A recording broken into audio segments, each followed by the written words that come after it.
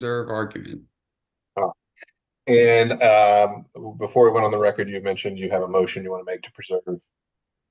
Yes, Your Honor. I'd like to motion to dismiss the defendant's counterclaims.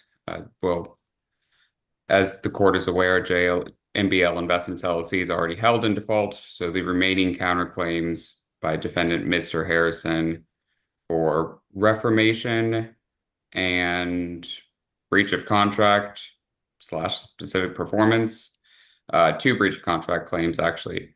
I believe that the evidence warrants dismissal as a matter of law. In fact, defendant Mr. Harrison elected not to present any case when he had an opportunity to present his. And again, I would motion this court to dismiss them. All right, and just to preserve that for the record, this is all the counterclaims, just generally saying they fail as a matter of law.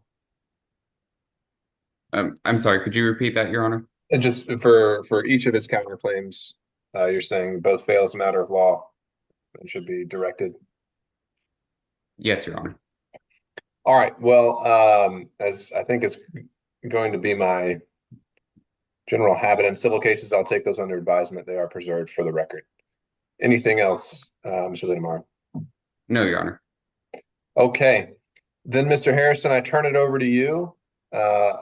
You now have the floor for your summation, and let me know. I may interrupt here and there if a few questions come to mind, since this is a bench trial format, but otherwise I'll try to resist. So, okay, sir. Okay. No matter how much the plaintiff has attempted to complicate this case by muddying the waters with baseless claims of conversion, this is a simple breach of contract case at its core. The evidence shows in late November and early December, plaintiff Marilyn Monique Harrison and defendant James Harrison began to divide property that belonged to the siblings' late parents. James testified that during the time he received some pictures and photos, and they divided the 4 family cars in half. Evidence shows that on December 5th, 2020, 2 vehicles were traded in for Marilyn's son to purchase a new car. Then on December 8th, 2020, plaintiff Marilyn Monique Harrison approached defendant James Harrison to buy his interest in a jointly owned property that was quitclaimed to the siblings from the deceased parents. Although the siblings were in current negotiations to sell the house at a discount for $260,000 to a real estate wholesaler, Marilyn admitted she had no intent on actually selling to the wholesaler because she always wanted to keep the house for herself. While James was expecting Marilyn to inform him of a better offer that she had found, Marilyn came to James's house with cash money in hand and a contract that she presented to him for the very first time. She wanted to buy the house at the exact same discounted price, but at very different terms. Testimony shows that Marilyn wanted to offer $23,000 as a down payment, cash, which she had in hand, her interest in an IRA inherited from the siblings' deceased mother that she was claiming to be a beneficiary to, plus a lump sum payment at the end. Testimony shows that both parties felt as if Marilyn was a 50% beneficiary. So after mutual negotiations going back and forth regarding the real property, the siblings came to an agreement that Marilyn would pay James $130,000 on or before September 17th, 2021. The money would be paid to James using a combination of $30,000 non-refundable deposit, relinquishment of Marilyn's share of an inherited IRA, which represented $43,250, which she claimed to have, 2 quarterly payments of $19,217, and 1 quarterly payment of $19,216. Contract also had a merger clause that this was the final understanding between the parties and supersedes any prior or contemporaneous understandings. James and Marilyn met to execute the agreement on December 17th, 2021. James brought the master contract, but once at the notary desk, Marilyn wanted to use a contract she brought, claiming the contract James brought interchanged buyer and purchaser, which she felt was ambiguous. Testimony shows that the original contract stated the agreement was for the house and all structures, but this new contract now included the house and all structures and contents, without James seeing the update. James did sign it. The parties executed the contract, and Marilyn paid her $30,000 cash deposit at the same time. Evidence shows that around January 2nd, 2021, James learned that he was the sole beneficiary of the IRA, and then Marilyn had no interest to relinquish to him. A few days later, James notified Marilyn, and she told him it must be a mistake and they probably still have a beneficiary status mix-up. Evidence also shows that on January 21st, 2021, the parties met at the house to divide some more property that was to be gifted to James's son. This is after mid-January, James Harrison had notified Marilyn once again that she was not a beneficiary. Marilyn agreed that his son could have 3 TVs, a sofa, a refrigerator, and a washer. Later that day, after James called Marilyn to let her know he was there getting the refrigerator, she met James and his son so she could put away the food. While meeting James, they discussed the IRA issue with Marilyn again, which resulted in a heated argument, amongst other things. James left and later learned the police were called for domestic disturbance. James's son continued to move the property that had been gifted to him while Marilyn essentially supervised the move. In March of 2021, James sent Marilyn a notice to cure the breach, specifically telling her the money that was still owed on the contract and her inability to relinquish an interest to James for her portion of an IRA worth $43,250. He asked her to simply make arrangements on how she would cure the shortfall, which was due no later than September 17, 2021. Marilyn ignored his notice and on June 3rd, 2021, filed this current lawsuit for a complaint for declaratory judgment, equitable relief, and emergency injunctive relief, claiming James converted the IRA and the property that was gifted to Mr. Harrison's son on January 21st, 2021 was also converted. James filed a counterclaim for breach of contract and specific performance. Marilyn's complaint for conversion should be dismissed. In Georgia, unlawful possession or control of property by a defendant is a fundamental element of a conversion claim. Evidence showed that James did not take possession of any of the property allegedly converted on January 21st, 2021. This property was gifted to his son, who took possession of the property in the presence of Marilyn. And although his son was a member of the JLMBL LLC that James formed on February 8th, 2021, this LLC did not exist on January 21st, 2021. Evidence shows that plaintiffs did not identify anybody who actually took possession of any property that was allegedly converted after January 21st, 2021. Plaintiffs all testified that they did not see who took the property because there was tape on the cameras. However, the actual existence of the property allegedly converted after June 10th should come to question. Evidence shows that after James won a motion for summary judgment on June 1st, 2022, Marilyn and her family all moved out and never returned until February 2023. James testified that he witnessed Marilyn and all her family moving out the house with trucks of property, some of which he recognized as his parents' belongings, and others he did not. It must have been their property. Marilyn's son testified that after they moved out, he felt the house belonged to James, showed that he should be responsible for upkeep of the pool. There was an order in place to sell the house according to the terms of the contract. The house was listed on the MLS system, had multiple offers which were provided to Marilyn via her attorney, and there was an active sales offer of $580,000 for the house to be sold. So it's questionable that Marilyn would have moved out the house knowing there was an order to sell the house and leave all her personal belongings behind.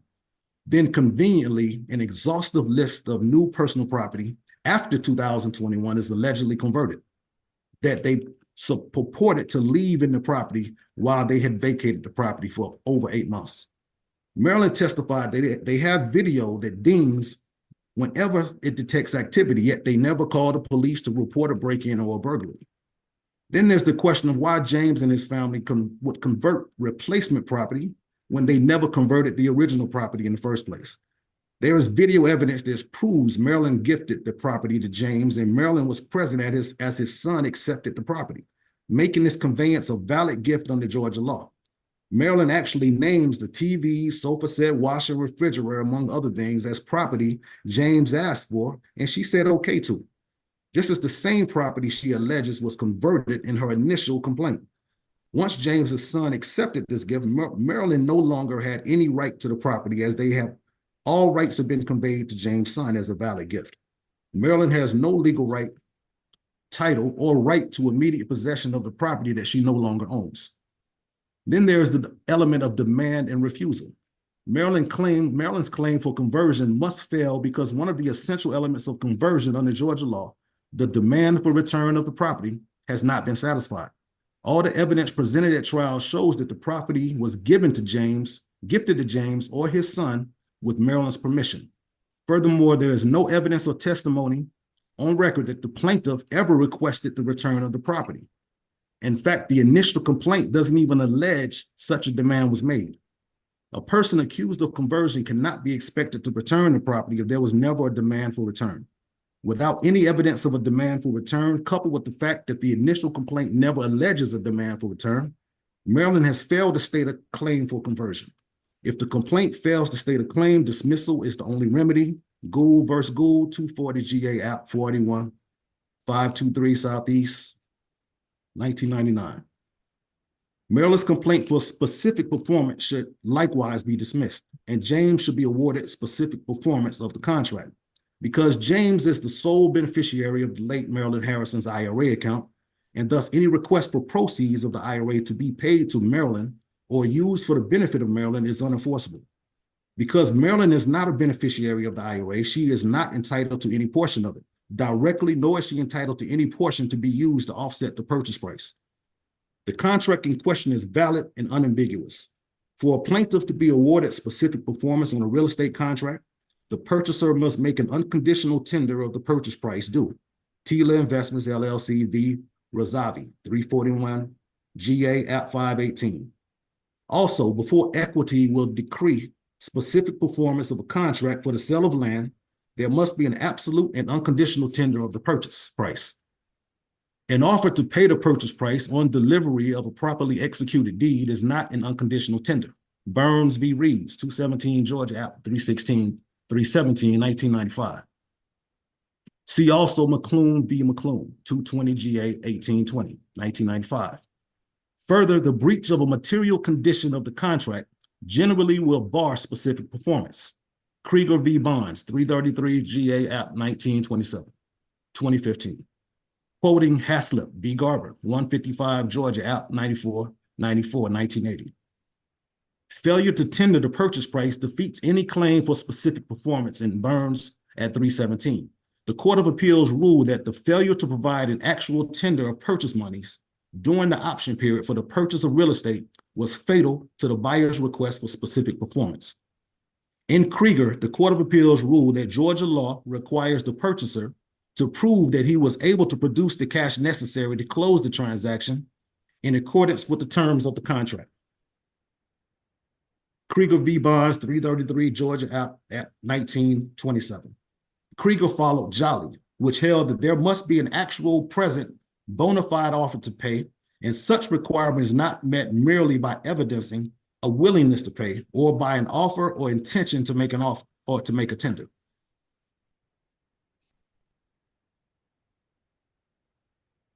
The purchase price in the case at hand was to be paid partly by the actual cash value from the purchaser's share of the single inherited Wells Fargo IRA that had an approximate value of $133,000, but was subject to increase in value up to $154,000 if annuity portion continues. This part of the contract contemplated that Marilyn was a 50% beneficiary of the late Marilyn's IRA, as she represented she was. Both James and Marilyn thought that Marilyn was a beneficiary of the IRA. However, evidence shows that Marilyn knew she was not a beneficiary of the IRA prior to execution of the contract. Marilyn testified that she actually spoke to Wells Fargo previously and was told they had given the whole IRA to James. So she knew she was not a beneficiary, but felt they had confused defendant James for the siblings' late father, James Harrison. But the evidence on record from Wells Fargo and James's testimony shows that all IRA paperwork refers to James as a non-spouse with defendant James's date of birth and social security number. Plus, evidence shows that both parties used the same account manager, so Wells Fargo was fully aware that the father, James, was already deceased. Nevertheless, Marilyn insisted that it was a mistake. However, Marilyn was never actually a beneficiary of the IRA, and accordingly, no portion of the value of the IRA was due to Marilyn. The IRA records on record with the court, produced and authenticated by Wells Fargo, provided by the plaintiff, established that James Harrison is the sole beneficiary. Despite Ms. Harrison's mistaken belief, she had no interest in the IRA, and therefore no portion of the IRA can be used to offset the purchase price as agreed upon in the contract. According to Georgia law, for failure to tender the purchase price as agreed upon in a contract for the sale of land, Marilyn Harrison is in breach of her duties under the contract, and thus specific performance is not available as a remedy. Accordingly, judgment should be granted in favor of James Harrison, as specific performance cannot be awarded in the face of the complaining party's breach. Now, James is entitled to judgment on his count 2 of his claim for breach of contract specific performance because Marilyn defaulted under the terms of the contract by not paying the value of the IRA amount to James on or before the final payment due date of September 17, 2021. She could have cured her breach, but she failed to do so. The contract provides that this agreement shall be deemed paid in full once final full payment is made according to the stated terms no later than September 17, 2021. In relation to the default by Marilyn, the contract provides if Marilyn Monique Harrison fails to perform any of the covenants of this contract, Marilyn Monique Harrison agrees to forego any and all remaining covenants and commit to immediately sell said co-owned property to a third party at the fair market value or agreed upon purchase price. Given that Marilyn Monique Harrison is entitled to no proceeds of the IRA and did not pay the cash value of this portion as a cure of the contract consideration on or before September 17, 2021, Marilyn Monique Harrison is in default of her payment obligations and thus in breach of the contract. Despite Marilyn's claims that James was aware he was the sole beneficiary when he signed the beneficiary claims form, and failed to inform her, clear evidence shows that Marilyn was actually aware that James was the sole beneficiary prior to the contract. OCGA 5162 states that mere concealment of a material fact, unless done in such a manner as to deceive and mislead, would not support an action. It is well settled in Georgia that equity will grant no relief in favor of one who buys land when he fails to exercise any diligence for his protection and asserts that he blindly relied on the representations of the seller as to matters of which he could have informed himself. Fingo v. McDonald Mortgage Realty Company, 166 GA 838. Also Browning v. Richardson, 181 GA 413, and Mims v. Cooper, 203 GA 421. The same is true in the purchase of a stock of merchandise and fixtures. Here, Marilyn not only could have informed herself, but did inform herself. But she chose to blindly rely on her own representations that it was a mistake.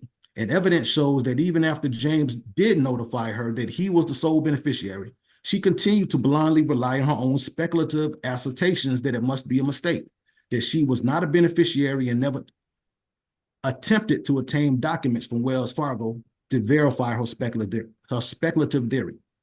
In fact, Ms. Harrison never subpoenaed Wells Fargo for any documents until after a motion for summary judgment was awarded on June 1st, 2022. She had no justifiable reliance on any representations that Mr. Harrison made, and in fact, her prior knowledge should be considered a waiver of her fraud claim. In fact, she testified that after James won for motion for summary judgment for breach of contract on June 1, 2022, and the judge had told her that she was wrong by assuming her interest had been paid, this is when she finally decided to pay the $42,350 that was due on or before September 17th, 2021. But she paid this money into the court registry without any order or agreement from James, making it inaccessible to James.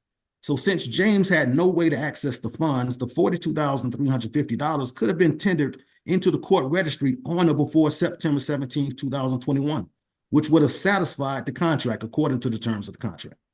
If she did not want James to access the funds because she did not want to be got or feel extorted as she testified to, then this would have accomplished the same goal, but the payment would have been made on time, ensuring there was no breach of contract. This was a purposeful decision. She testified that she was not going to pay until she felt it was legitimate and would use the courts to do so, despite the parties having a valid, unambiguous contract. Marilyn now alleges James knowingly contracted to gift her 50% interest in the IRA. But this argument simply fails for many reasons. First, OCGA 44-580 provides that a gift requires mutual intent. The donor must intend to give the gift, and the donee must accept this gift. There's no gift without mutual intent. Here, Marilyn has testified that she always thought it was a mistake that she was not listed as a beneficiary, and always felt she was a joint beneficiary. In fact, she still feels or has not conceded that Mr. Harrison is still the sole beneficiary. This implies that she never conceded, and she always felt that she was a joint beneficiary. If she never knew James was sole beneficiary or never felt James was the sole beneficiary, then she could have never accepted a 50% interest in an IRA that she did not know existed. Can't accept the gift that you don't know is there. Even while Wells Fargo told Marilyn she was not a beneficiary, and after James told Marilyn she was not a beneficiary, she refused to accept the fact. And on June 3rd, 2021, Marilyn filed this claim for conversion, alleging defendant had and have no lawful claim to any portion of the personal property contained in the property, the IRA, or other assets which Ms. Harrison was entitled to at the death of defendant Harrison and plaintiff Ms. Harrison's parents. She's always contended that she was a joint beneficiary. The initial complaint clearly alleges she has a right to ownership of the IRA at the time the siblings' parents died, which would be a beneficiary interest. Now that the motion for summary judgment order was reversed on appeal and Marilyn has had a second bite of the apple, Marilyn has abandoned her IRA conversion claim and now alleges James gifted her a half interest, which should be stopped. The law also shows that it is not legal to gift, sell, or transfer an interest in an IRA to anyone, whether the agreement is oral or written. OCGA 4812 conforms to the Federal Internal Revenue Code, IRC Section 408A, governs IRAs federally and in the state of Georgia. IRC Section 408A provides that for purposes of this section, the term individual retirement account or IRA means a trust created or organized in the United States for the exclusive benefit of an individual or his beneficiaries, but only if the written government instrument creating the trust meets specific requirements. The owner has an ownership interest and the beneficiaries have a beneficiary interest. Only owners and beneficiaries can legally own an interest in IRA, and this interest cannot be gifted or transferred. In fact, the IRA can only be owned by one individual or entity. Marilyn was neither the owner of the IRA nor a beneficiary. And since it's not legal to gift or transfer an interest in an IRA to someone else, plaintiff's arguments fail. OCGA 2421 provides that parole contemporaneous evidence shall be generally inadmissible to contradict or vary the terms of a valid written instrument. The purpose of the parole evidence rule of Georgia is so the terms of a valid written agreement, which is complete, and the terms of which are not ambiguous, cannot be contradicted, added to, altered, or varied by parole agreements, is to establish the finality of written contracts. Stone Cipher v. Georgia Power Co. Company, 183 GA 498, 189. Further, after reviewing our case, the Georgia Court of Appeals has found that if, as here, the language of a contract is plain, unambiguous, and capable of only one reasonable interpretation, no construction is required or even permissible, and the contractual language used by the parties must be afforded its literal meaning. Where a conflict exists between oral and written representations, it has long been the law in Georgia that if the parties have reduced their agreement to writing, all oral representations made antecedent to execution of the written contract are merged into and extinguished by the contract and are not binding upon the parties. Further, in written contracts containing a merger clause, like our contract does, prior or contemporaneous representations that contradict the written contract could not be used to vary the terms of a valid written agreement purporting to contain the entire agreement of the parties, nor would the violation of any such alleged oral agreement amount to actionable fraud. First Data POS Incorporated, Willis, 273 Georgia 792. It is undisputed that the contract provides Marilyn Monique Harrison will buy James Harrison's 50% interest of the property for $130,000 on or before September 17, 2021, using one upfront cash deposit of $30,000, two, the actual cash value from her share of an inherited Wells Fargo IRA, And 3, quarterly payments, cash payments, based on actual cash value of the said inherited IRA. This was based off of mutual belief of both Marilyn and James that Marilyn Harrison was a 50% beneficiary of the IRA. Our contract, which contains the entire agreement of the parties, is clear and unambiguous. Marilyn was to relinquish her interest in the IRA to James, which contemplated that Marilyn had an interest in the IRA to relinquish. By law, the parole evidence plaintiff is now trying to introduce or will introduce is inadmissible. Evidence that attorney verbally agreed to keep fees at the low end of the range specified in the attorney's written agreement with plaintiff and to complete the project within 2 weeks was inadmissible since that evidence contradicted the parties' written agreements. Schluter v. Perry, Booker, Stagg, and Jones. Marilyn also alleges that when James quitclaimed his interest in the property into his LLC, then accepted her first quarterly payment, that he ratified the contract to give her an interest in the IRA. However, there is no ratification of any new agreements due to the deed conveyance to JLMBL LLC. The contract allows James Harrison to transfer his interest to a third party who will be required to adhere to all terms and conditions of the contract. This means the JLMBL LLC, as the new owner, stepped into the shoes of the defendant and became subject to the contract's terms. Since the contract allowed the transfer simply assigned the defendant's interest to the LLC without modifying the fundamental obligations under the contract. Marilyn Harrison continued making payments to James Harrison individually after the transfer, and James Harrison accepted that payment, so the parties continued to operate under the original contract terms and no new agreement was formed due to the transfer. Evidence shows that Marilyn was not even aware that JLMBL existed at the time. This transfer was a private agreement between James and JLMBL.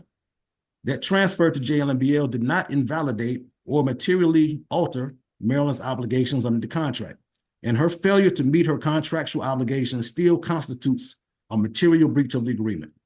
A new contract could not have been ratified, and Marilyn Harrison is liable for the original contract terms. Further, any modifications to a real estate contract is required to be in writing. Georgia statute of fraud requires that any contract for sale of lands or any interest in or concerning lands and any agreement that is not to be reformed within 1 year from the making thereof be reduced to writing and signed if it is to be binding. This also applies to contract modifications. OCGA 13-5-30, Brooks v. Gwinnett Community Bank, and the parties here have no written contract to modify the terms of the contract. Accordingly, James is entitled to specific performance of the contract to immediately sell the property according to the terms of the contract. Specific performance of a contract, if within the power of the party, will be decreed generally whenever the damage is recoverable at law would not be an adequate compensation for non-performance. OCGA 23-130. It is well established that monetary damages are not an adequate legal remedy, whereas here, the contract sought to be enforced involved the sale of unique real property. See Black v. American Vending Company, Hampton Island LLC versus Huap. Further, any money that is held by this court paid pursuant to this contract should be distributed, instituted to James Harrison as the parties agreed to in the contract, and James should have instant access to the property in question. Defendant should not be, is not entitled to attorney fees and should not be entitled to any alternative forms of relief. I think the plaintiff has definitely shown stubbornly litigiousness activity. Ms. Harrison has admitted that she always thought that she was a joint beneficiary of the IRA, even after being told by Wells Fargo that she was not, being told by James Harrison that she was not, being told by a judge that she was incorrect in assuming that she had an interest. She still continued to pursue litigation. She appealed the decision. She then Fargo to get documentation for the very first time. She then pivoted from her initial claim of conversion and decided that she wanted to now claim that the IRA was a gift. I should be entitled to specific performance according to the contract. I should be entitled to my breach of contract for Ms. Harrison's breach of the contract. Ms. Harrison should not be entitled to specific performance of the contract. Ms. Harrison should not be entitled to attorney fees. Ms. Harrison should not be entitled to any other forms of relief. All right, Mr. Harrison, a follow-up question for you. One of plaintiff's arguments is that based on that if this contract is ambiguous, that based on the conduct surrounding the formation of it, that you had been splitting all of your parents' assets 50-50. You'd emphasized that in a text before, that was the way things were going to go. What evidence do you think there is in the record to suggest that this IRA was not going to be treated similarly or should not have been? I mean, well, it should not have been, because we never discussed any IRAs. We never discussed, and we talked about that I also contacted insurance companies, and those designations of how they was divided was determined by the actual institution. Whether it was an insurance company, we never sat down and talked about dividing insurance. We never talked about dividing the IRA. We only talked about, I thought she had an interest in the IRA, and that's what she proclaimed to have. It would be no reason for us to talk about dividing an IRA if I already thought that she had an interest in the IRA. When it came to insurance, we never discussed any of that again. We never discussed anything when it came to any pensions or checks or anything such of that nature that came in, any financial documents. We only discussed dividing property, which we never divided equally. I think the record shows that we did not divide properly equally. Ms. Harrison contends, she claims that we were going to divide property equally, yet she's also testified that she always intended to take all of the property. She went out of her way to put a word in the contract that said all contents. Ms. Harrison never had an intention to divide property equally. I believe she only wants to divide this IRA equally because she did not have access to it. If it would not have a beneficiary designation, I don't know how we would have divided it. But for the simple fact that Wells Fargo contacted us, according to her, I thought that she spoke to them the same way I spoke to them. She said there was a mistake with the way the beneficiary designations were set up or something like that. Beneficiary, we never discussed dividing the IRA. We simply discussed her using her interests, which I felt she already had, as a financial instrument towards how she was going to purchase this, her share of the house. I would also like to make sure it's clear that I never had any intention of selling the house to Ms. Harrison. That was never a conversation that we had. So once we did find out about the insurance or IRAs, we were never in talks and discussion about using the IRA, about buying the house, her buying from me. We were going to sell to a third party. If we would have sold to a third party, which was at the time Collis Clovey, IRA would not have been on the table. But Ms. Harrison came to me. She said she wanted to use her interest in the IRA. I simply agreed to allow her to use her interest in the IRA instead of forcing her to make an all cash payment, which is what Collis Clovey would have did. All right. And if your contention is that this contract is unambiguous, and that the value, or excuse me, the ownership of the IRA was a mutual mistake, what is your belief of how this should be properly interpreted? Because it says that the total amount due is $130,000, and then it lists kind of an explicit list of 3 options of how that can be paid. Right. But one of those options turned up to be nothing. So if there's only those 3 options, one of them's not there, and that leaves it well short of the 130. What is your interpretation of how this contract says how that balance is supposed to be paid and when? The only thing I can say is we did not discuss specifically anything except it being paid in full by September 17, 2021. I would compare it the same way Ms. Harrison's son compared it to when you buy a car. When someone buys a car, you may not always pay it all up front. You may pay the down payment. You may do a trade-in for your vehicle. Then you may make installment payments. If you come in and want to trade in your vehicle, that dealer's going to accept that. They're going to take a blue book value. They're going to say, okay, this is going to be the actual cash value of that car. They don't necessarily say if this car does not end up being yours, then you're going to be responsible for this amount specifically. But what they do tell you is this is the total amount that you're responsible for. And if that vehicle that you trade in ends up being flagged and you're not the owner, you shouldn't just get to keep the value because of your mistake or because of your breach. All right, and then we've got into this a little bit during your testimony on Wednesday. If your reading of this contract is that the bottom line is that the balance is due in September. Once we find out that she's about $43,000 short because she has no interest in the IRA, how do you justify giving her a 10-day ultimatum? And how do you file a counterclaim saying she's breached the contract well before September?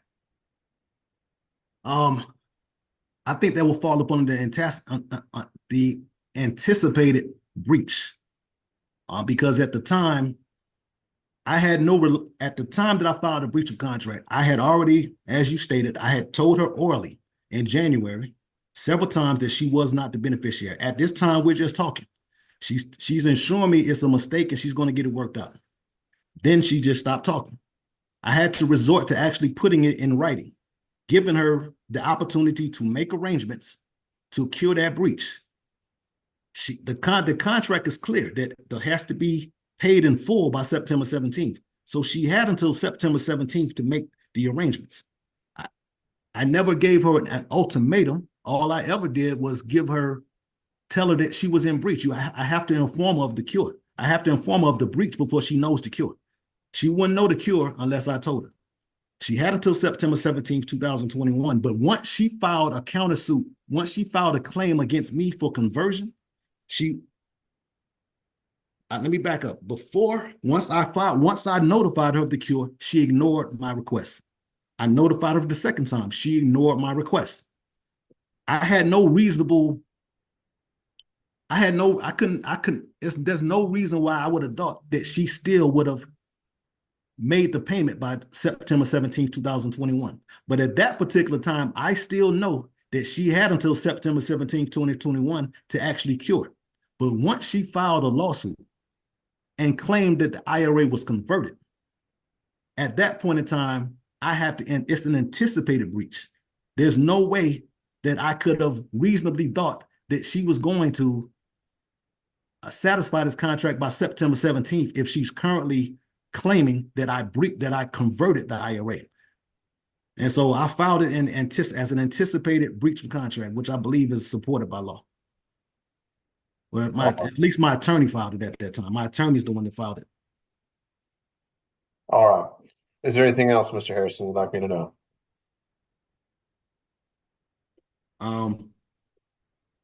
I entered into this contract in good faith. Like I stated, I had no idea my sister even wanted to buy the house. She testified we were talking about selling to College Clovey. She was going along with me the whole time. She told me that she was going to be looking for a better offer. But she said all along that she really wanted to buy it. But she never told me. So at the time that I found out about the IRA, whatever's going on with the IRA is not in conjunction with my sister. I haven't received anything. I hadn't gotten any money from them. It's not like as she specified, we're not close. So it's not like I sit back and all I ever did was keep her update on everything along the way.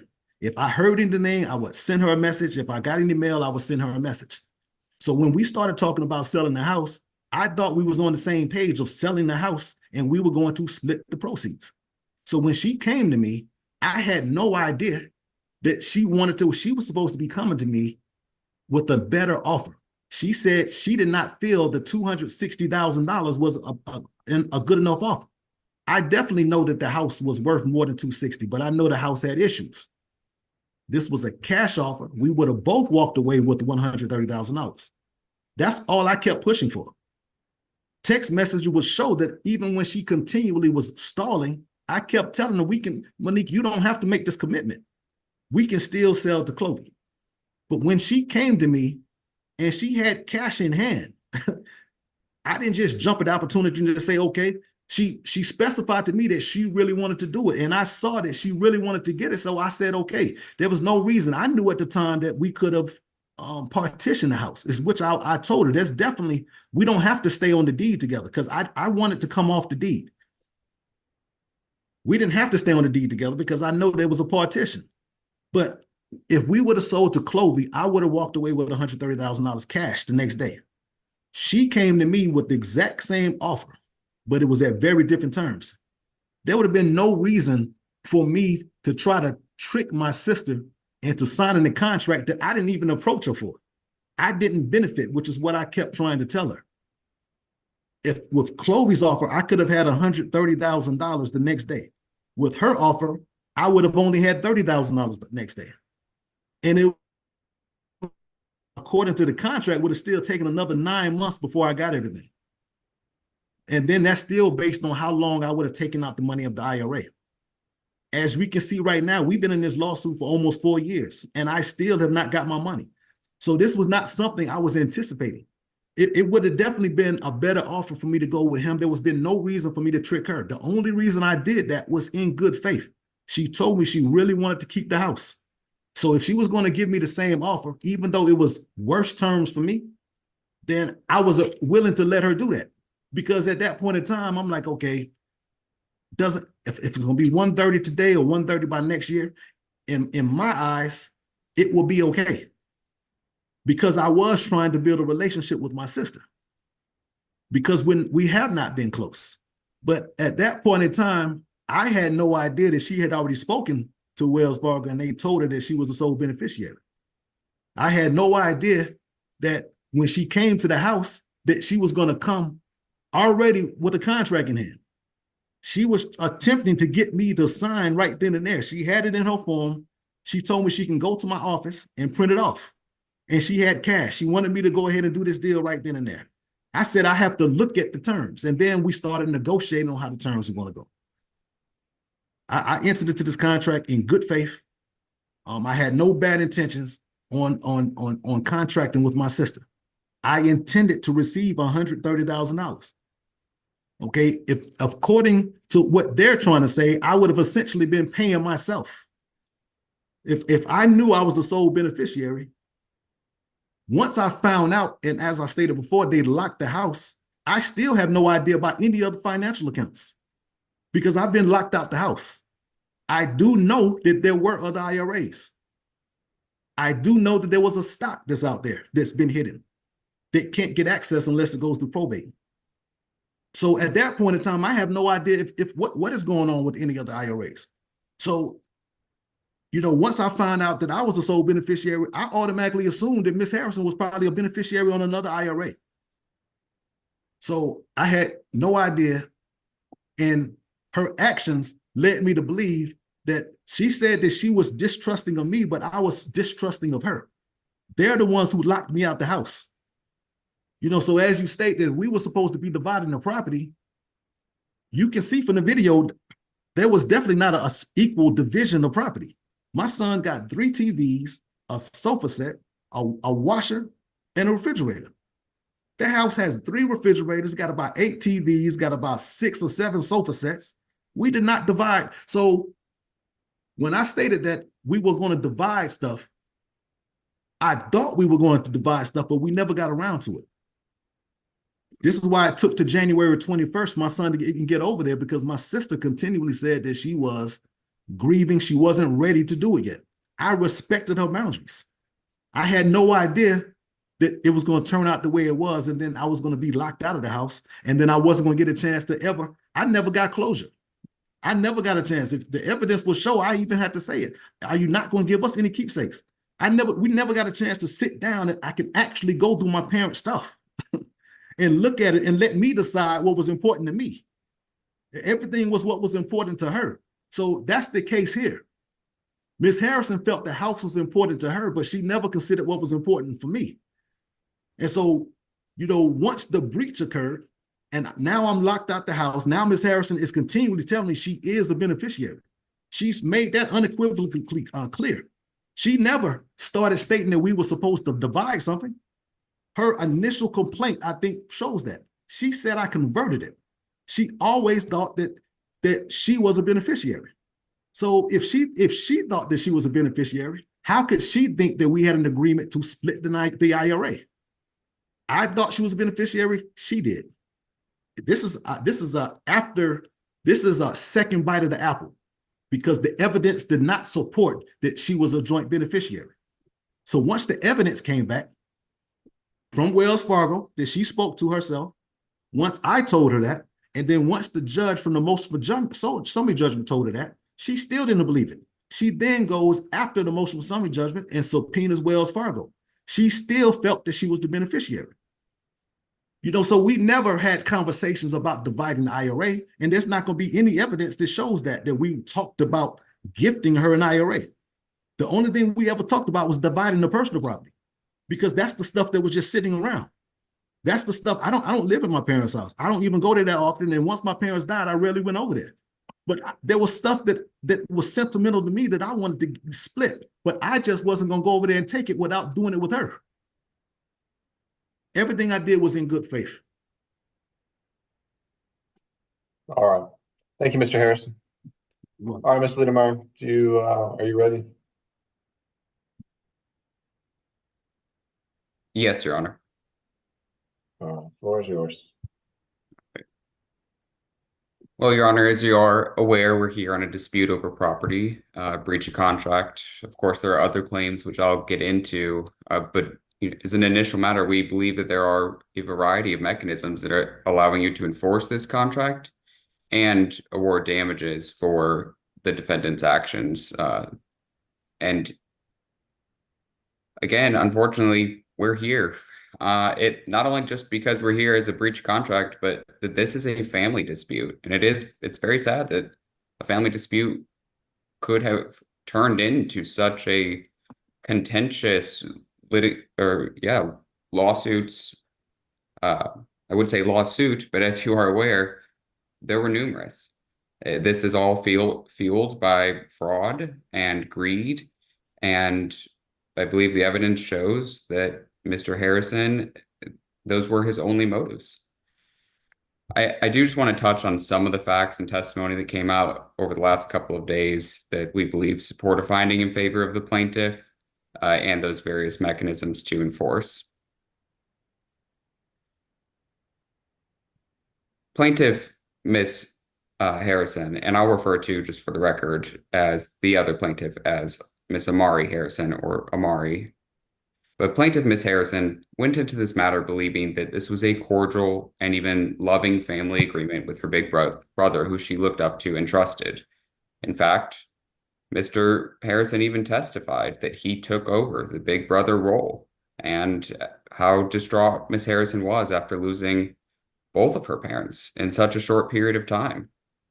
It was the death of their parents that brought them together. Unfortunately, Mr. Harrison's greed and clear dishonesty, as well as clear deep-rooted disdain for Miss Harrison and her children, took precedent over good faith negotiations in entering into this contract. The late Miss Harrison died on November 3rd, 2020. The evidence established that Miss Harrison, having been extremely distraught after losing her mother and father in the same year, let Mr. Harrison take the lead on all the paperwork required for the various benefit claims, including insurance and the late Miss Harrison's IRA. It was shortly after the death of the late Mrs. Harrison, a matter of approximately 2 weeks only, that Mr. Harrison opened his own IRA at Wells Fargo. He submitted his beneficiary claim forms to receive the death benefits from the late Mrs. Harrison's IRA. And no later than November 19th, he had already been in communications with Samantha Hayes at Wells Fargo regarding the IRA assets and his beneficiary status. And that's November 19th of 2020. On November 21st of 2020, Mr. Harrison executed in front of a notary public his affidavit of domicile and beneficiary claim form. Both of those documents are of record, and they have been testified to by Mr. Harrison, admitted as being true. On November 25th, and I do just want to highlight this, I know it's been highlighted throughout the course of this trial, but November 25th, 2020, after Mr. Harrison had a phone conversation with Samantha Hayes, and this is per his own testimony, Mr. Harrison received the beneficiary designation document listing Mr. Harrison as a primary beneficiary entitled to 100% of the benefits. While Mr. Harrison claims he didn't open the attachment, which we believe is contrary to the evidence before this court, the email states in plain language, per your request, please see the attached beneficiary designation document. This is the most up-to-date document listing the beneficiaries we have. As you will notice, it only lists you as primary and no contingent beneficiaries. And I want to highlight that it says only. And primary is a term of art in the field for his designation as a beneficiary. Only lists you as primary. Per your request, please see the attached. If he were to call and have a conversation regarding an IRA and his beneficiary status and entitlement to the assets and request these documents, it does not, or it stands to reason that he opened the document. They were sent upon his own request. So Mr. Liedemeier, I'll, if I grant you that that's powerful evidence, the kind of question I keep coming to is, what do you do with it? Because, your fraud is not a specific claim brought here. I know it's part of your theory of the case, but if the idea here is that you believe the evidence shows that Mr. Harrison, at the time he made the contract, knew in fact that he was the 100% owner, but then at the same time you're saying, and then he executed this contract to make a gift of half of it without explicitly saying so in the terms of the contract and without explicitly talking to her about it. We have no other evidence around the time of the contract making that they had this discussion. That seems hard to square if we're supposed to be looking at the mutual intent of the contract. That's what the whole, would you agree that's the whole purpose of the exercise, is trying to figure out what was on both parties' minds at this time they signed this contract? yes, Your Honor, I would, and I am going to get into those and address that. This is going to go just specifically towards our specific performance claim. The gift, whether it's a gift, disclaimer, etc., that all goes towards the equitable arguments, frame of mind, reasonable belief, reasonableness in performing the terms of the contract. But I'm going to get into that, and you'll see I will make a very clear, concise argument as to specific performance in this matter.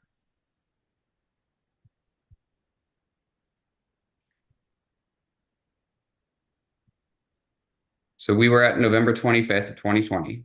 We're now at December 3rd, 2020. Mr. Harrison's beneficiary claim form was approved. And then on December 4th, 2020, Samantha Hayes notified Mr. Harrison via email that they were waiting on Bright House, which was the holder of an annuity, an asset of the IRA. So they were waiting on Bright House to liquidate the annuity held by the late Mrs. Harrison's IRA. On December 8th, Mr. Harrison of 2020, Mr. Harrison confirmed with Samantha Hayes at Wells Fargo that he would not receive a 10% early withdrawal penalty if he withdrew assets from the inherited IRA. And this was despite him not being 59.5. So he wanted to confirm, okay, if I get all the assets and I withdraw, what is my penalty? What are my taxes here? He confirmed he didn't have an additional 10% penalty, and I think that's important here. On the same day, Mr. Harrison and Mrs. Harrison, based on both of their testimony, first discussed Ms. Harrison buying out Mr. Harris's interest in the property. And between December 8th and December 17th, which was the ultimate execution date of the contract, there were various drafts of the contract sent between the parties, revisions made, and Mr. Harrison prepared the detailed IRA provisions. He testified to it. I believe he testified that he had additional help in preparing the rather detailed, explicit provisions of the IRA in this contract, which, as you mentioned earlier, Your Honor, was one of 3 forms of payment under the agreement.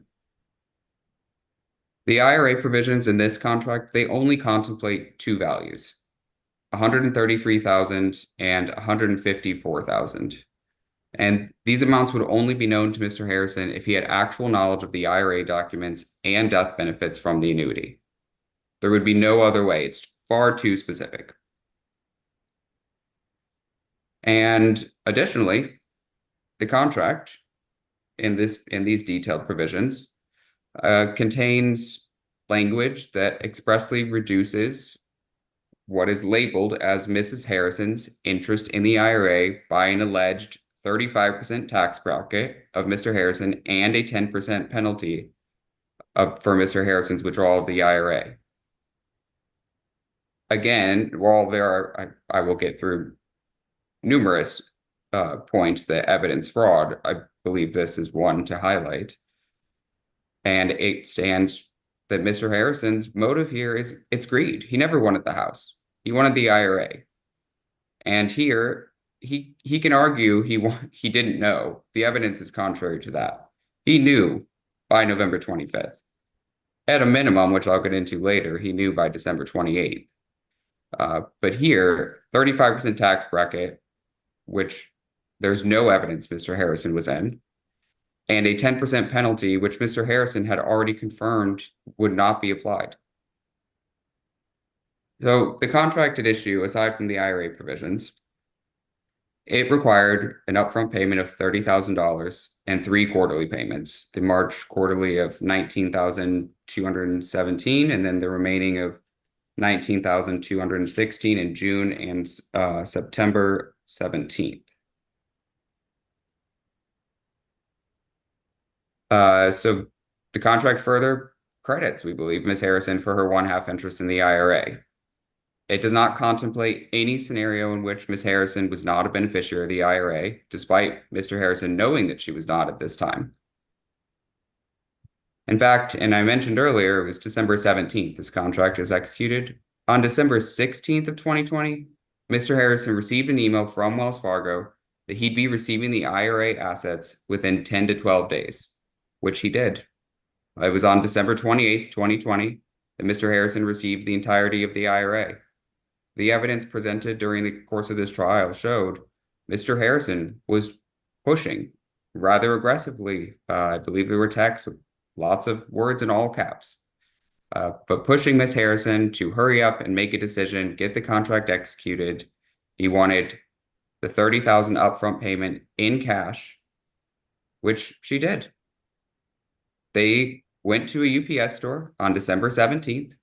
The evidence shows that they both read the agreement. Mr.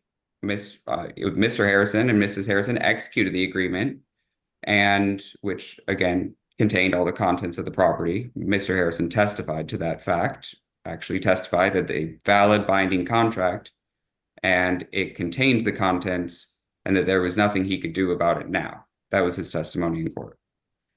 Mrs. Harrison tendered the upfront $30,000 cash payment, and they went their separate ways. The contract was just formalizing everything such that Mr. Harrison could get the full IRA and Mrs. Harrison could get the house.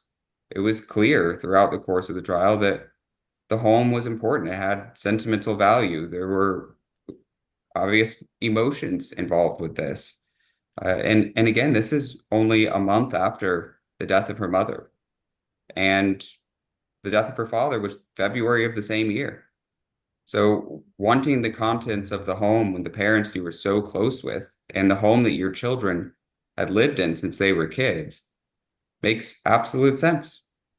Here there is evidence, there's testimony that Mr. Harrison had, and Mrs. Harrison, but Mr. Harrison specifically was taking control of documents. Yes, Mr. Harrison would just bring them over and say, I have something for you to sign. We don't know exactly what he was making her sign, but I don't believe that that's at issue in this trial right now. But it is evidence they were working together. They were splitting up certain assets 50-50. For example, there was the SunTrust bank account of the late Mrs. Harrison. Mr. Harrison it was a POD account payable on death. Mr. Harrison was on that. He gave Mrs. Harrison half of it. He had no reason to. She wasn't on that account, but he did so. There's text evidence that he says, as usual, I'll take care of it and you will get your 1/2 because you're my only sibling. So we're not sure what happened with this IRA designation, but we do know for a fact that Mr. Harrison was a sole beneficiary. We also know that he knew he was. He knew he was on November 25th at the latest, most likely earlier. And he confirmed receipt of the IRA on December 28th of 2020 with Wells Fargo. It was in his own bank account. He said nothing. Mr. Harrison knew about this and is using this as an attempt to line his own pockets. He went from ensuring his baby sister that everything would be 50-50, wanting to take it all. Everything would be 50-50, and then now he's wanting just to take it all. In doing so, he has defrauded Mrs. Harrison. He defrauded her into entering the contract that he put together in a manner that effectively set her up so he could later place her in default. It shows that he continuously sought to harm Miss Harrison and her family. Without the contract, Mr. Harrison would have been unable to force the sale of the property without legal action. However, I know Mr. Harrison has said he knew he could have partitioned it. That is actually legally incorrect. They are joint tenants with right of survivorship. There are ways, it complicates matters, but no, he could not just file a partition action. As a matter of law, he's unable to do a partition as a joint tenant with right of survivorship. So what he did was he put in the IRA provisions. He made sure to put in that if she defaulted, that he had the right to immediately sell the property. He knew about this the whole time. This is a pattern of fraud. And I believe, given the clear and evidence of fraud and nefarious activity on the part of Mr. Harrison, that he most likely wanted to avoid legal action if he did take one to try and sell the property, because it might open up an inquiry into the assets of the deceased parents in their entirety. And documents were signed, we're not sure what they are. There's evidence of a history of fraud. There's actually a court order finding that Mr. Harrison has a history of filing false pleadings. So I object, Your Honor. I object. You cannot object in closing arguments. Well, he can object, but if the basis for objection is simply it misstates the evidence, I'll remember the evidence as that is presented, Mr. Harrison. So you can object. I note it. We'll continue. So the documents clearly show he knew no later than November 25th, 2020. And I understand he claims he's just the primary, but the documents attached to the email, which he responded to, it clearly shows he's entitled to 100% of the benefits, and is clearly established in both testimony and documentary evidence before the court, which we believe speaks for itself. The email started off by saying, per your request. All right, we've covered this a good bit, Mr. Ledermeyer. Let's stay focused. So even if we were to go along the line of reasoning that Mr. Harrison didn't know in November, which again we believe is contrary, and I know this has been mentioned, but he did know no later than December 28th, confirming it via email to Samantha Hayes at Wells Fargo, testifying in court admitting the same. Despite this irrefutable evidence, Mr. Harrison, during the course of the trial, appeared to attempt to change the timeline, providing various dates ranging from December of 2020 to March of 2021 as to when he knew for sure he was the sole beneficiary.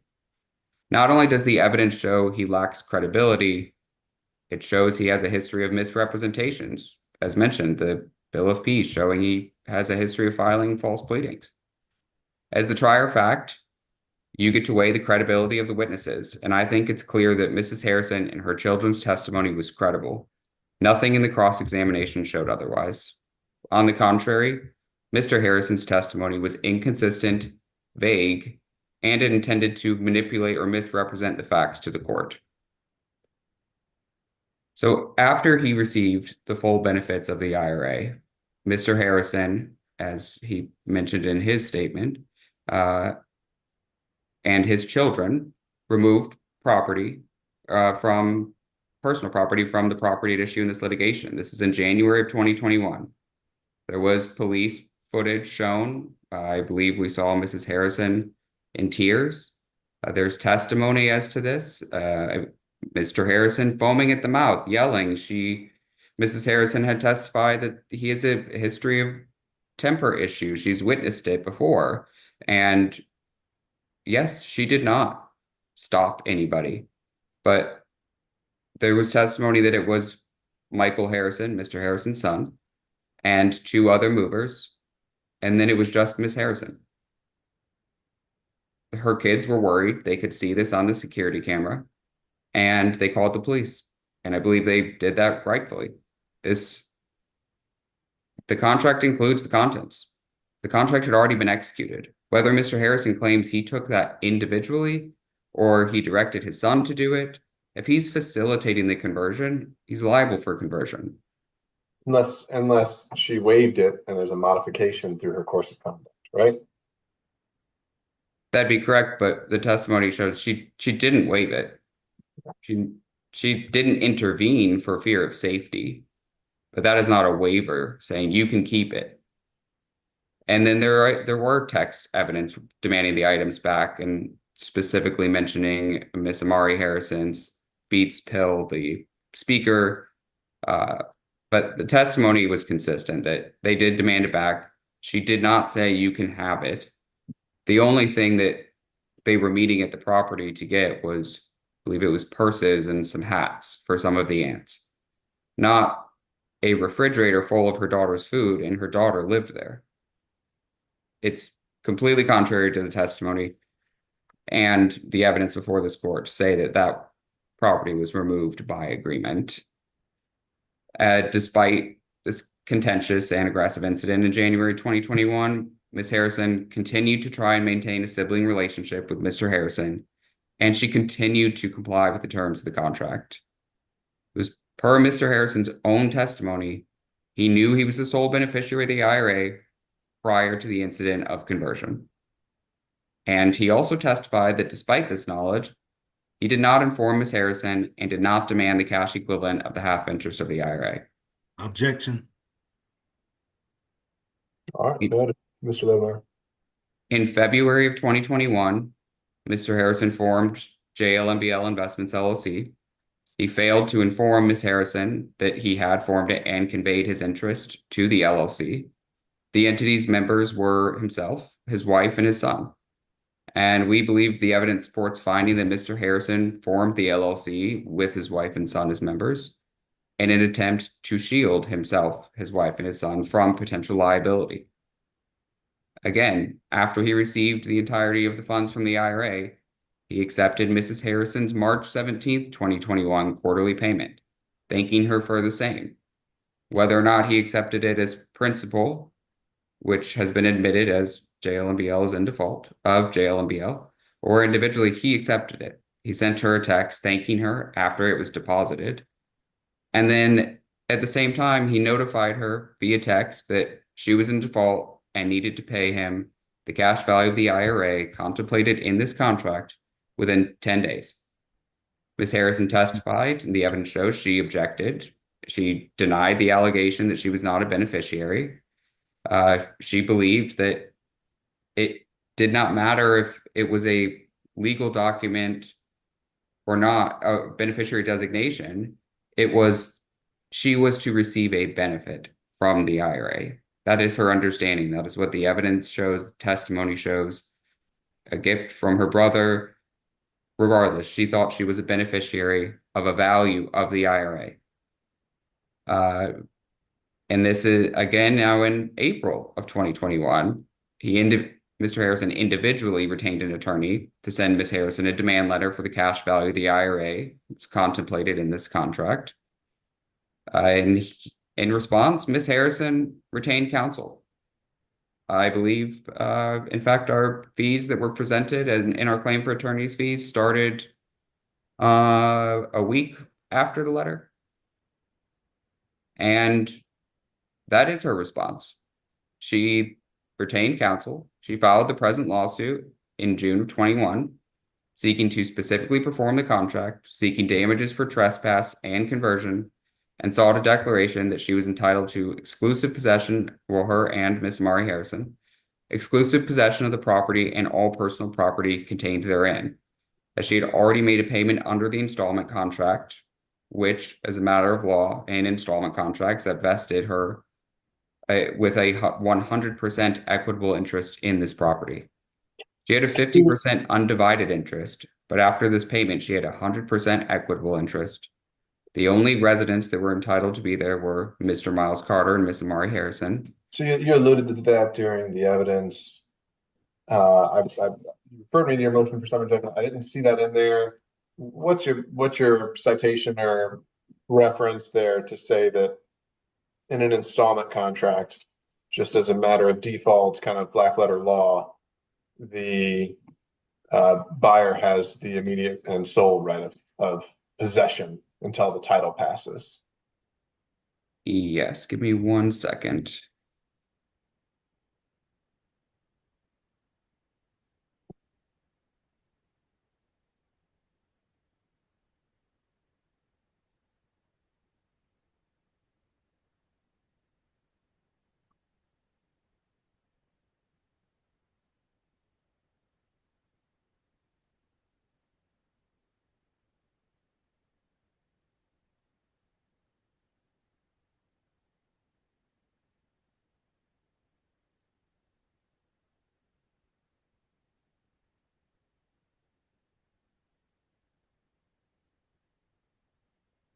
It is so, yes. So Chilovis v. Tumlin Woods Realty Association, 250 GA 179, 181 through 182, 297 Southeast 2D, or second, and it's 1982.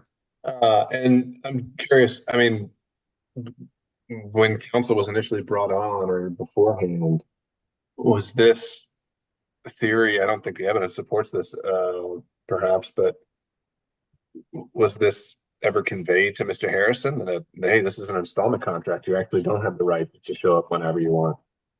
Yes, it was. And remind me where in the evidence that is.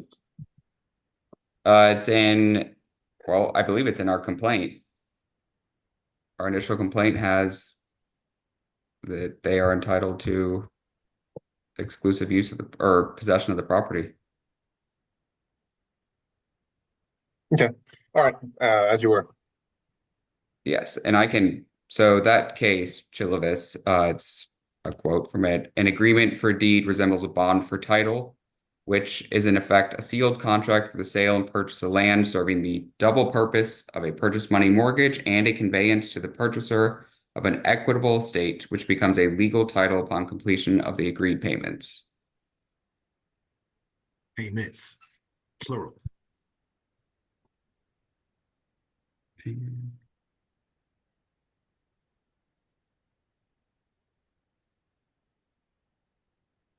All right, and in connection with our lawsuit, plaintiffs filed a TRO, which both JLMBL and Mr. Harrison consented to.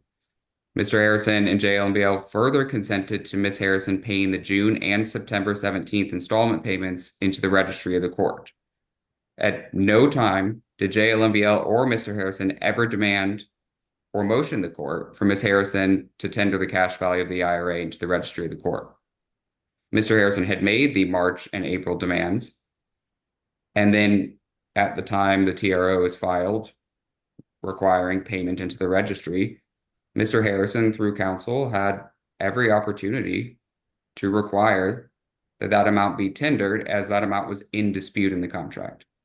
The contract terms, according to Mr. Harrison, would require payment by September 17th. This lawsuit is filed September 17th. We believe that the requirement for tender was waived, which I'll get into shortly, as Mr. Harrison very clearly was motivated solely by greed and harm to Mrs. Harrison. A demand for payment in 10 days in March when it's up in September, and the contract doesn't contemplate it. There is no payment schedule for an IRA. Yes, it says September. I believe that the evidence shows that the September date, since Mr. Harrison knew prior to entering into this contract that she wasn't, I believe that date would be for it's the final installment payment date. That's it. It's just an installment payment deadline, which was paid. The IRA portion is not contemplated here.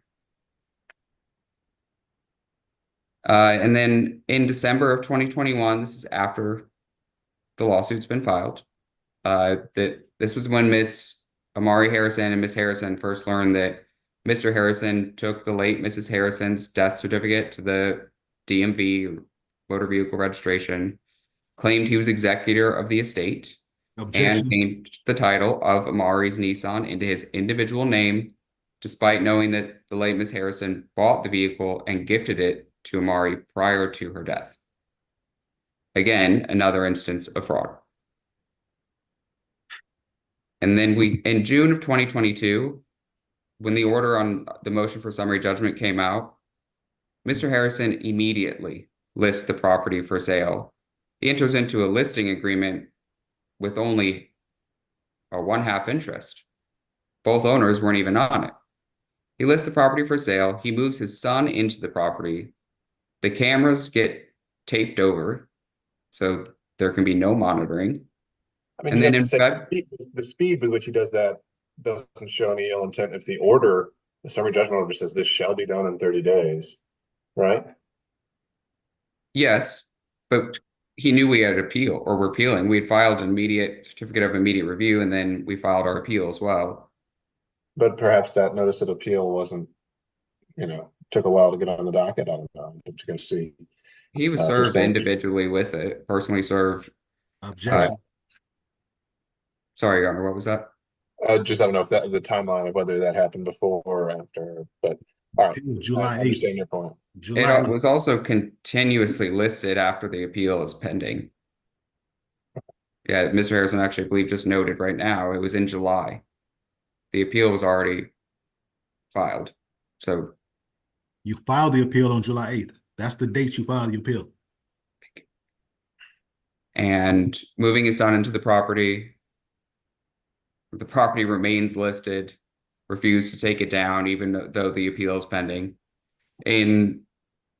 At some point at the end of 2022, I believe, or possibly in January of 23, Mr. Harrison filed for bankruptcy, did not notify, or him and his wife, I believe, later modified to just him, but did not notify the court of this.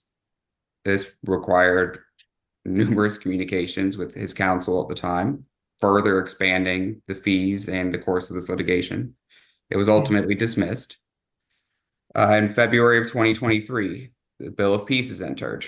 And when Miss Harrison and her children returned to the property, they testified nearly all personal property that had been contained was removed.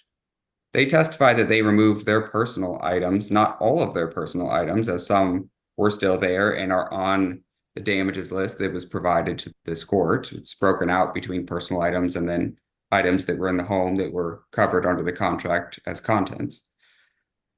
So all of that was gone. Almost all of it's gone. We're not seeking damages for anything that's in possession of my clients. These damages are for items that were removed. Mr. Harrison admitted to removing items from the property, his son removing items from the property.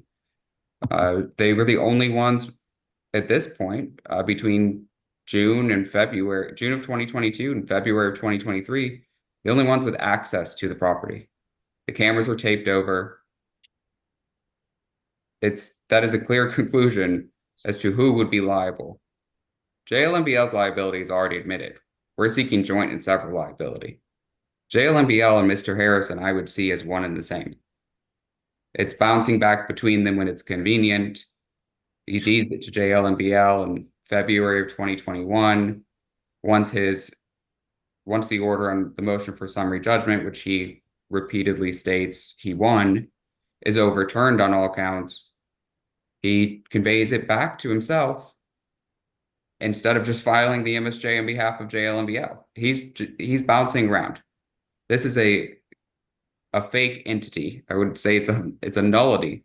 It's a perfect example of why piercing the corporate veil law exists. Mr. Harrison presented evidence, and Miss Harrison and Miss Amari Harrison and Mr. Miles Carter, they presented evidence, testified as to the accuracy regarding all of the missing items. The estimated values, which again, some of these, especially the lithographs, are difficult as they are limited edition numbered items. So yes, the sites used are known for auctioning off art, specifically invaluable was, but to verify which number, etc., is near impossible.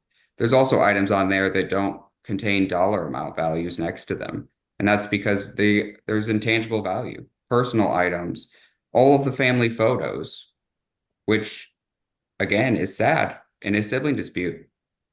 Both of your parents are dead, and you go and take all of the family photos and refuse to give even copies of them to date. What is the actual amount you're asking for on your conversion claim? I haven't heard that yet. It is $69,994.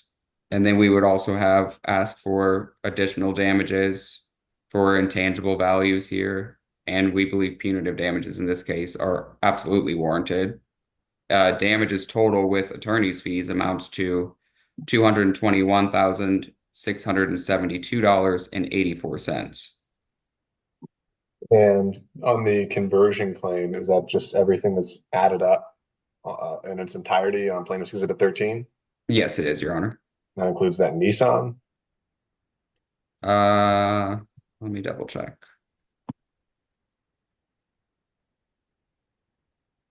I don't think we put a value. The Nissan, we just want the title back.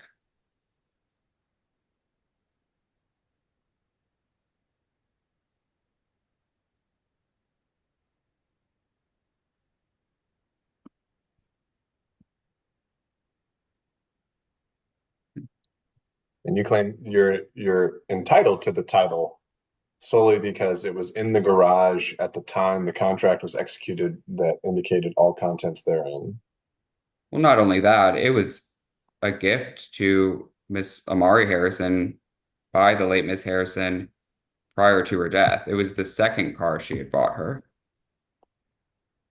Maybe so, but if that's not specifically pled in the complaint, that seems like we're adding that on. I Well, it's don't applied know as conversion of property. This was property. It was Miss Amari Harrison's property. was that actually identified as the property converted in the complaint? That seems like something that we're adding on here after the fact. Well, this is, I mean, it's a notice pleading state. It's not, we don't specify all of these items either because it wasn't until later. We didn't find out until December of 2021 that he had changed over the title to the car. And I understand that you don't have to list every item in the complaint, but if that's because all these items are under the theory of contained in the property, the IRA. I just want to make sure that I've covered that. But I mean, I'll take a closer look at that. But with the conversion of the value of these items, I think I asked you when we were presented, is there any kind of accounting here for depreciation? How actually, because you're simply looking up the replacement value. Is that actually the appropriate way to value an item of property that's been lost? I believe it is. It's replacement value of a like item. Yes, you could look at certain items. I mean, here, I believe these are undervalued. This is not just replacement value for an item here. We're looking at, the evidence showed the sentimental value here is significant. I mean, setting that aside, we're talking about like folding tables and chairs. I mean, there's a lot of things listed here. They're from Walmart. They're from, kind of your standard mass-produced kind of items. And it just says to replace those brand new, here's what it would cost. Is that actually the appropriate legal means to come up with the damages for those items? Do you have any authority on that? I do not have authority. I can certainly find some for you, but I believe it is appropriate. It's, here in this case, lots of these items were new. They were already replaced after Mr. Harrison and or his son or someone directed by them took the property, and then it was taken again.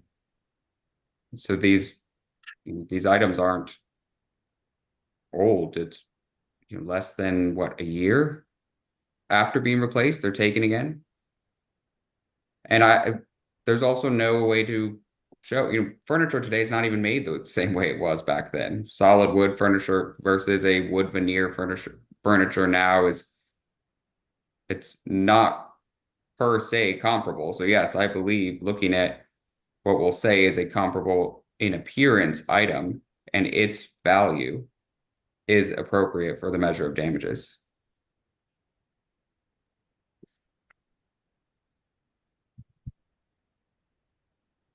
All right.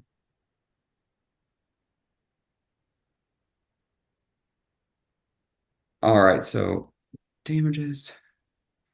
I want to start off here now. We've done a brief background, obviously, of the facts, the evidence here, but you asked in the beginning. I'll just jump in here. I'm just trying to pull the pattern instructions, and I'll just note the damages to personal property.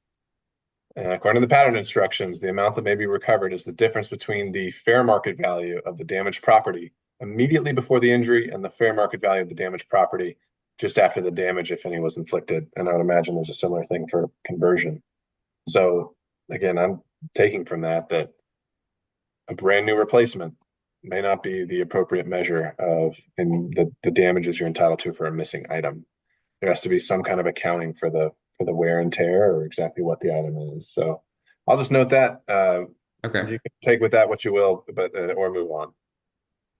Yeah, I think even if we were to discount damages for depreciation, I believe that the damages here are still significant. There's no question that items were converted from this property, and there was trespass on this property. The aggressive, violent behavior of Mr. Harrison's been shown throughout proceedings, and the overly litigious, I mean, even at the eve of trial, filing 2 additional motions, trying to halt the trial for or dismiss the case for lack of subject matter jurisdiction. It's pleading after pleading and a new counsel after new counsel.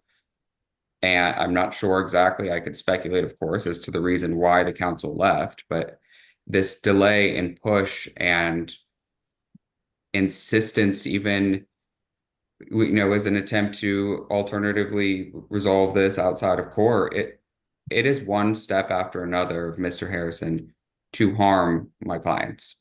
And I believe the evidence supports that here. And I think I've made that point enough for the purposes of its closing argument. And I know you asked me in the beginning what we want if he knew November 25th, which we believe is extremely strong evidence, what we want and its specific performance. And I absolutely believe that Mrs. Harrison is entitled to it. Georgia law, as Mr. Harrison outlined I believe it might have even been from my MSJ brief. It is Georgia law. Real estate contract, the requirements are sufficient identification, we have it, of the parties, that is, a sufficient description of the land, we have that, sufficient description of the purchase price, we have that, and then a sufficient description of the terms of the purchase. Arguably, yes, we have that.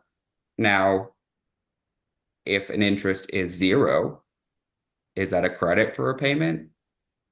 That's a question, but I don't think we even need to get into that here because Mrs. Harrison was defrauded into entering into this. Mr. Harrison did know he was getting 100%. And we have every right then, Ms. Harrison has the right to either rescind it or to specifically perform. We are choosing and have brought the suit to specifically perform this contract. Court of Equity can grant specific performance when a contract for the sale of land is in writing, signed by the other party, certain and fair, for adequate consideration and capable of being performed. All of that is here. This is capable of being performed. Maybe not the IRA provision, but the contract certainly has a provision in it which would provide for all other provisions to remain in full effect. And so here, again, Georgia law, we are entitled to a degree of specific performance if you make an unconditional tender, unless that tender is going to be refused. And here we believe the evidence shows it would have been refused. I also believe that Mr. Harrison is stopped from saying it would not. There is a pattern of fraud here. He has tried to place her in default in March, despite knowing about this allegedly in January, even though he did know, we believe, in November and in December, but gave her 10 days in March, 10 days in April, then consents to the TRO. The TRO only included quarterly payments. All those payments have been made. We have substantially complied with this contract, which is an element of specific performance. We believe that's been met. And there's been no breach on our part. In fact, the breach has been on Mr. Harrison's part. Mr. Harrison's actions are contrary to almost all equitable principles, if not all equitable principles. That would bar him from seeking any equitable relief even. He has unclean hands in this matter. He's defrauded Ms. Harrison to enter into this agreement and breached it by converting property, removing contents from the home. We believe that our count for specific performance show that there was undisputed evidence that it should be granted, that this contract's binding, it's enforceable. As Mr. Harrison stated earlier, and the registry of the court reflects, we did, out of an abundance of caution, despite, questioning or challenging whether or not the IRA was a gift, which I'll get into in a little bit. But here we believe that at a minimum, we are entitled, and this is what we believe, worst case scenario is Ms. Harrison is entitled to specifically perform this contract. And Mr. Harrison would be entitled to the money that's in the registry of the court. However, the money that's in the registry of the court, which I believe is roughly $83,000, any entitlement of Mr. Harrison is offset by the damages. Now, our claims for attorney's fees, we believe, are absolutely warranted in this case. There are numerous tortious acts, trespass, several instances of fraud that would warrant these attorney's fees. And the conversion claims, even if we were to discount the conversion claims, Ms. Harrison getting the property and the money in the registry of the court still doesn't cover everything that we believe she's entitled to. But that's what we believe she should be entitled to at a minimum. The home, that's, we think, is a given here. It's irrefutable that she has complied with what she believed at that time reasonably was the terms. She was not in default at the time of filing the lawsuit. The IRA cash value was in dispute throughout the course of this litigation, even up through this week. And Mr. Harrison never asked her to tender. He asked her to tender previously when there was no default or requirement to tender. Yet when they had the opportunity and were in litigation, he chose to file counterclaims stating she was already in breach and never motioned this court to tender the funds. He's waived the tender requirement, but even still, before this trial is over, all that money is sitting there. As an alternative, still with specific performance, there's case law, Golden v. Frazier. It's 1979 case. Incidental damages are also appropriate and not inconsistent with specific performance. Here we believe there are various damages that should be applied, but again, the damages that we're claiming was the $221,272.84. And I know you mentioned the approximately $70,000 in damages might be discounted for wear and tear, actual value at the time of conversion, but even discounted, without awarding that to Ms. Harrison at a minimum, like I said, the property and what's in the registry, it is unjustly enriching and further just lining the pockets of Mr. Harrison. It is awarding him for his fraud. And it's not just the fraud of entering into the contract that we believe should award damages regardless. It is this ongoing pattern of fraud. These false statements, false pleadings, the acceptance of money. His greed is self-evident here. He accepted $30,000 in cash up front, gave no testimony as to whether or not he actually ever paid taxes. He accepted and thanked Ms. Harrison for a March installment payment. And Ms. Harrison paid it and the remaining payments. And I'm going to be brief just to wrap this up. But then this is our alternative argument. And it also addresses the counterclaims, which I know we've already motioned to dismiss, but for piercing the corporate veil, we already have jail, MBL in default. Factual allegations are admitted, so I don't believe I need to get into that heavily, but as a matter of law, you can pierce the allegations of the pleadings if we show the court the truth, of course, and receive judgment. Here, we believe that's warranted. The damages award should be joint and several.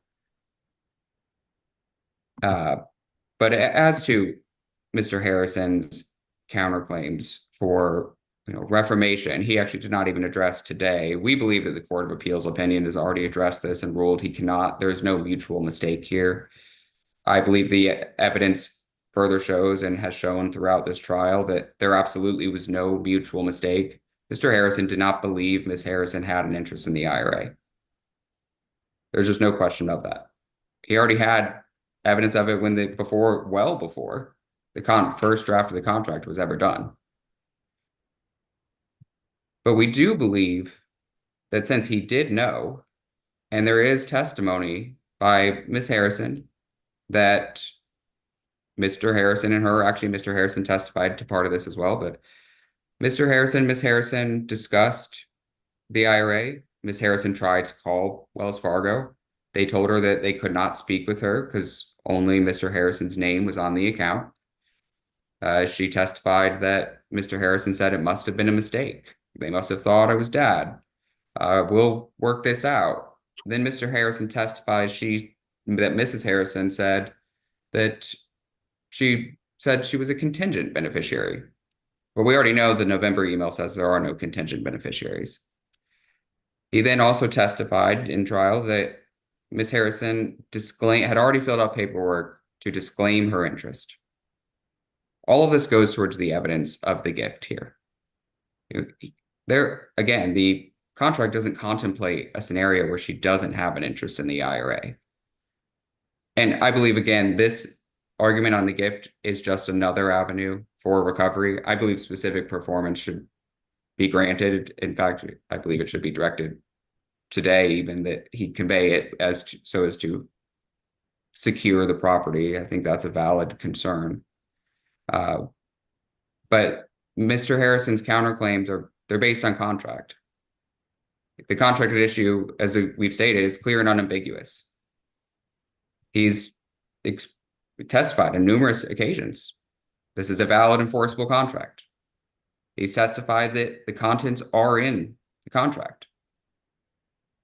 He knew about the IRA. There is no reformation here. There's also no breach of contract. He filed these claims before September 17th. Never made a demand for tender. And again, I'll keep this brief because we've already motioned that those be dismissed. But here, and this I think is an important point to make, both for whether or not this was a gift, but just the case in general is he knew, even if we're looking in January or March or whenever, he knew. But we'll start with January. He knew in January, he knew in November of 2020, definitely December of 2020, that's confirmed. He claims it was January sometimes, but he then accepts payment, conveys it to an entity. Georgia law, Wilson v. Strange, parties ratified a contract, who has ratified a contract is thereafter stopped from denying its validity. Party ratified a contract by accepting payment under it, and they were stopped from denying it. The same should apply here to Mr. Harrison. He accepted the benefits under this contract. My client made payments under this contract. And ratification of a part of the contract is ratification of the entire contract. That's Good Roads Machinery Co. v. W.A. Neal and Son, 21 GA Appellate 160. It's from 1917, actually. And sorry, Your Honor, my computer appears to actually almost be out of battery. Give me 1 second.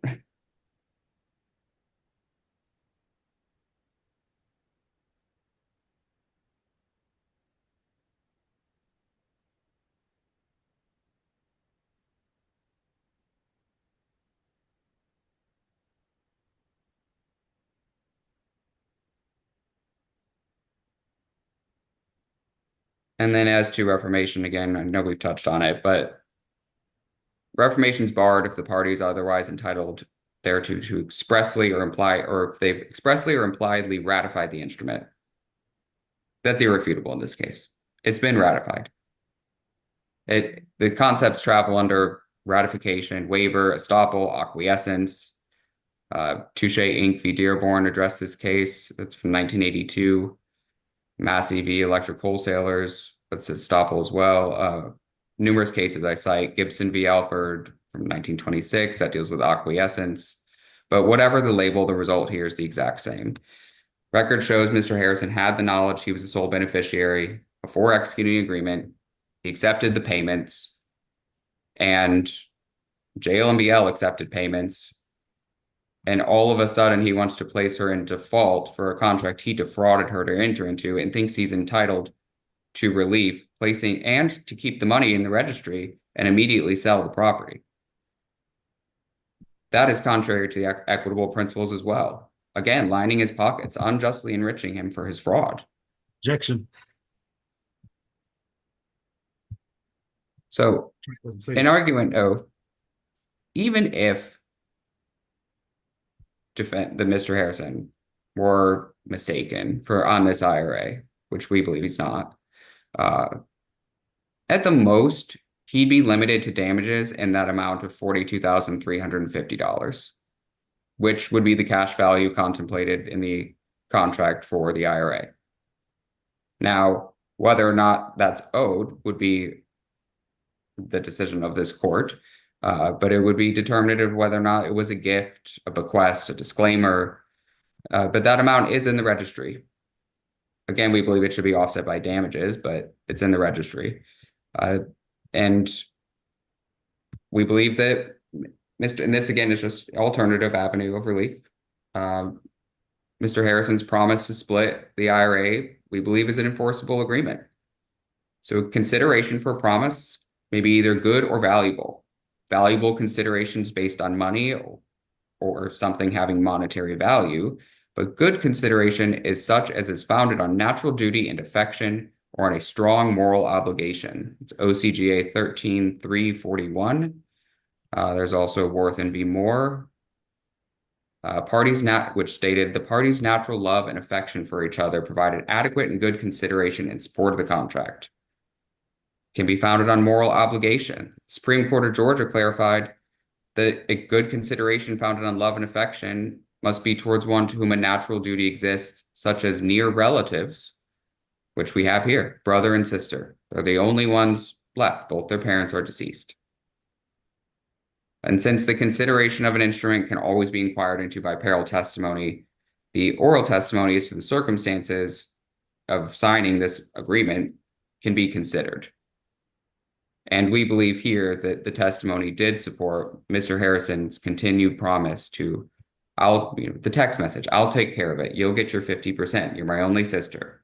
Miss Harrison, prior to the contract, was told it was in just Mr. Harrison's name. He informed Miss Harrison that it must be a mistake. Mr. Harrison claims Miss Harrison told him she filed or executed paperwork disclaiming her interest. Which, why would she do that before entering into a contract that guaranteed that that half interest was going to be credited to the purchase price? She wouldn't. So we believe the evidence does show it was a gift and that it should be credited.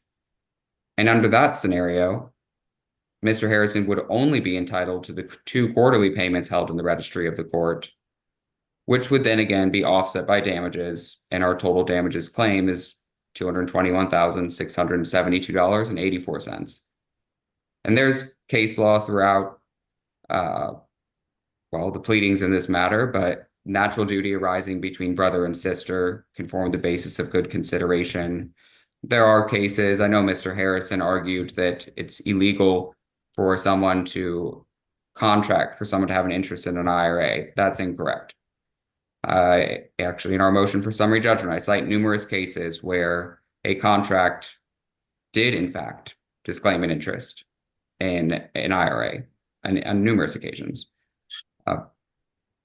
But payment of this presumption of a familial gift, which in this case is the IRA, it's statutory and equitable foundations. It arguably could be a purchase money resulting trust, which is a trust implied for the benefit of the person paying consideration for the transfer to another person of legal title to real or personal property. That's OCGA 53-12-131A. Payment of this shall create a presumption in favor of a resulting trust, but such presumption shall be rebuttable by a preponderance of the evidence. Here, I don't think that the evidence rebuts the presumption. I believe that this court should find that it was a gift. It was credited to Ms. Harrison. But I believe, and I know we're going over time here, so I'm going to wrap this up for you.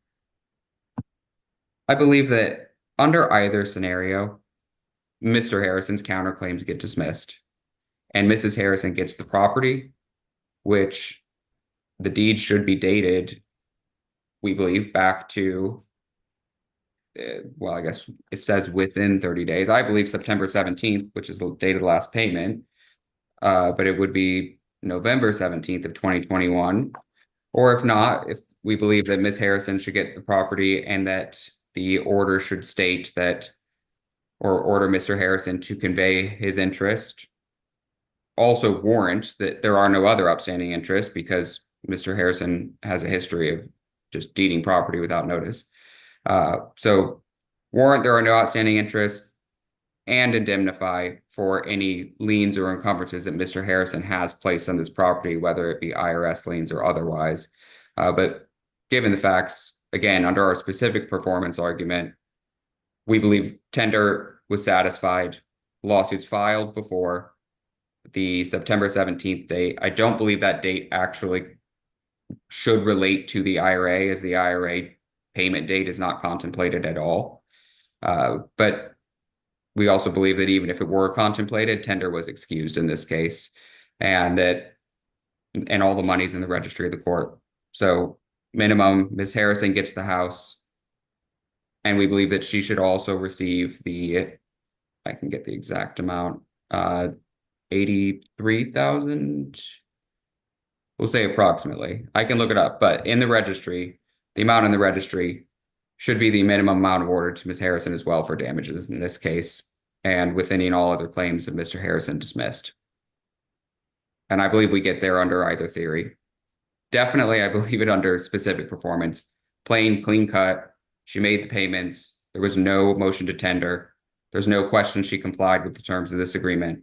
If there's a question over what IRA interest it is, we can get into the alternative argument, which is where we come into gift, familial gift, parallel evidence for consideration. But still, I believe the end result should be that Ms. Harrison gets the house and the money in the registry as damages.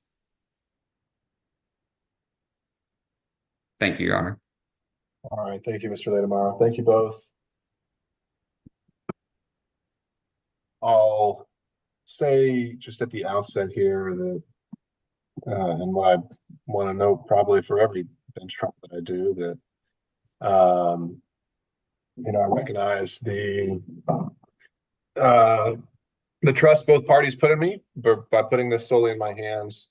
And that's not something that I overlook or take lightly. And this is something that I have been spending a lot of time trying to determine what is the right answer and what are the facts as best as I can find them. So I take the responsibility seriously. And again, I'm trying to give it the best that I can. I'll just say, just for now, that I'll solicit proposed final judgments from both parties. How much time do you think you would need to get those, get yours to me, Mr. Latimer? I will get it to you on the whenever you want it. If you want it quickly, that's fine. If you want it within, I don't know, 5 days, do you want it tomorrow? Do you want it today? I'm at your liberty. I mean, I would say let's shoot for Friday of next week. So by the end of next week, if you want to do it earlier, that's fine. Mr. Harrison, same kind of time frame if that's going to work for you. And these final judgments can really look or be as extensive as you want them to be. I've seen them where people will even put in factual findings, or it could just be divided out into what the damages are. And because there are several different avenues that the plaintiffs are asking, Mr. Latimer, I would say in yours, I would ask you to divide those out by exactly the types. What is the damages for trespass? What is it conversion? What is it for punitives? What is it for attorney's fees, et cetera, et cetera? And if you're saying there are alternatives for how you would want this specific performance to be spelled out, then I would list those as alternatives. And once I have both of those, I'll be able to go in there and make, what changes and theories that I feel that I need to. And I think I'm comfortable enough to say this at the outset. Again, reserving the ability to change this into the final judgment and the final order, and make what clarifications I need to. But my initial read of the evidence that's been presented and of the law that's been presented, I'll just make a few kind of outer parameter findings here. The one, I think this was kind of abandoned along the way. I think Mr. Harrison conceded this, which is the term of the agreement that mentioned all contents therein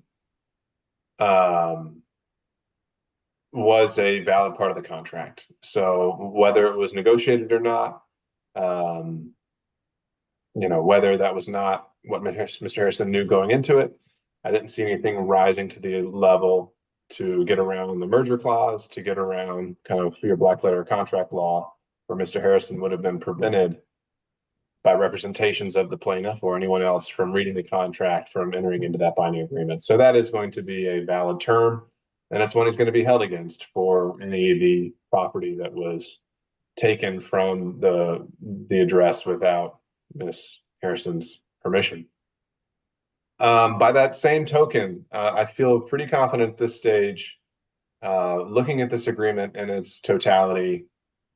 First, I don't think I see the ambiguity here suggesting that this was I don't think this contract is an unambiguous gift of half of the IRA.